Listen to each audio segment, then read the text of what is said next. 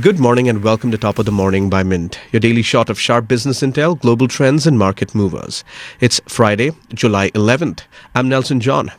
Big moves, big money and a fighter jet that's become Kerala's most unlikely tourist may finally fly home next week. This morning we've got Glenmark's global breakthrough, Vedanta's corporate skeletons tumbling out, and a deadly virus alert. This is Top of the Morning. Let's get started. After nearly a month on the ground, the British F-35B stealth fighter jet stranded in Kerala is finally expected to fly back home next week. The $115 million fighter aircraft, among the most advanced in the world, was forced to land at Thiruvananthapuram International Airport on June 14th after bad weather blocked its return to the Royal Navy's aircraft carrier, HMS Prince of Wales, during a regular sortie over the Arabian Sea. What followed was an unusual international incident turned internet sensation. The jet, grounded due to a technical snag, has been under repair by a UK engineering team. Indian officials say the repairs are nearly complete and the jet is clear to take off within days. While the Royal Navy's technical team worked on the fighter, social media had a field day. The Kerala Tourism Department posted a viral AI-generated image of the jet parked among coconut trees, giving a fake 5-star review. Quote unquote, "Kerala is such an amazing place, I don't want to leave." Another cartoon showed the jet enjoying local snacks with villagers. Kerala Tourism Chief K. Biju called it a light-hearted thank you to British tourists who remain the largest group of foreign visitors to the state. Speculation about dismantling and flying the jet in a cargo plane was firmly dismissed by the UK Ministry of Defence. Now, with the fixes nearly done, this unexpected tropical layover is about to end. On to more updates from Kerala. The region is on high alert again after 2 confirmed cases of the deadly Nipah virus. One fatal, the other under treatment. State Health Minister Veena George said nearly 500 people are on the contact list, with 29 marked as highest risk and another 117 in high-risk category. The first victim, an 18-year-old girl from Malappuram, sadly passed away. The second, a 38-year-old woman from Palakkad, is being treated in Kozhikode. As of now, 11 people are under observation in Malappuram, including 2 in the ICU and 3 in isolation wards in Palakkad. But there's some relief. No new cases have emerged in Malappuram, prompting the district to lift containment measures. Meanwhile, a central team from the National Joint Outbreak Response Team has landed in Kerala to assess and support containment strategies.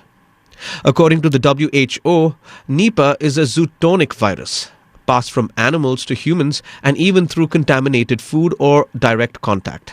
It's deadly and has no vaccine yet. Kerala, with its robust health surveillance system, has battled Nipah outbreaks before. The focus is now on early detection, isolation, and breaking the chain of transmission.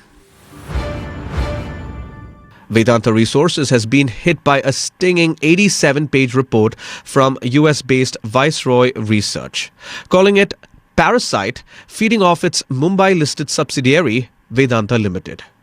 The report alleges that billionaire Anil Agarwal's London-based company has no real operations of its own and is draining the Indian firm to stay afloat. At the heart of the charge, massive dividends funded by fresh debt, not profits. $8 billion paid out over 3 years, with cash flows falling $5.6 billion short. Viceroy says Vedanta's net debt has tripled since FY22. And there's more. Sky-high interest costs that don't match disclosed debt levels. Suspicious brand fees from subsidiaries that don't use the Vedanta brand, and nearly $1 billion in questionable loans to group entities, some allegedly used to buy back Vedanta shares. The report also slams Vedanta's corporate governance, accusing it of announcing flashy projects that never take off, just to boost image. Frequent top-level exits and questionable auditors only add to investor worry. On the legal front, Vedanta had 107 liability disclosures since 2022, far more than peers like Tata Steel or JSW. Viceroy's verdict here is a web of deception, financial engineering, and regulatory gaps. There's good news for investors and the planet. The Indian Renewable Energy Development Agency, or IREDA, just got a major tax edge. The Finance Ministry has officially notified IREDA bonds as long-term specified assets under Section 54EC of the Income Tax Act.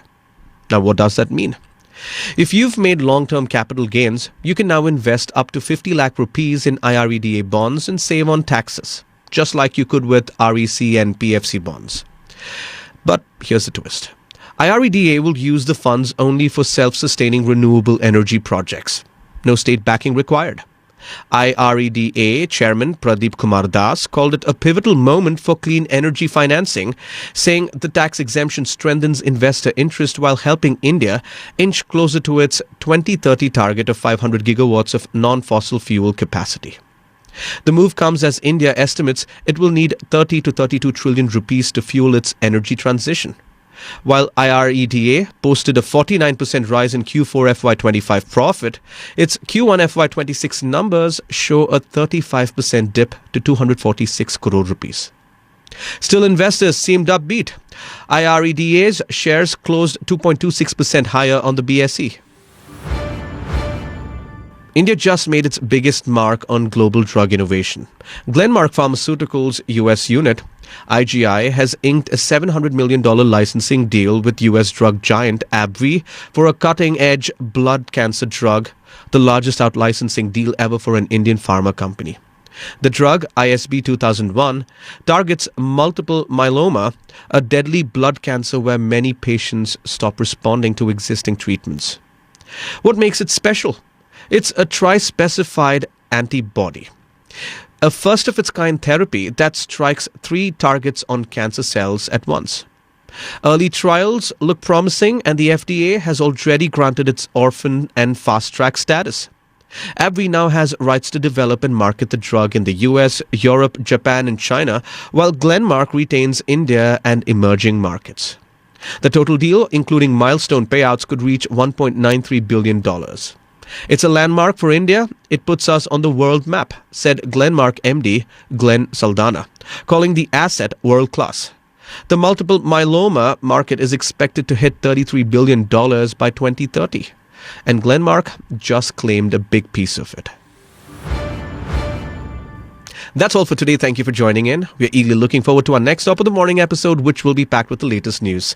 Until then, this is Nelson John signing off. Have a great weekend.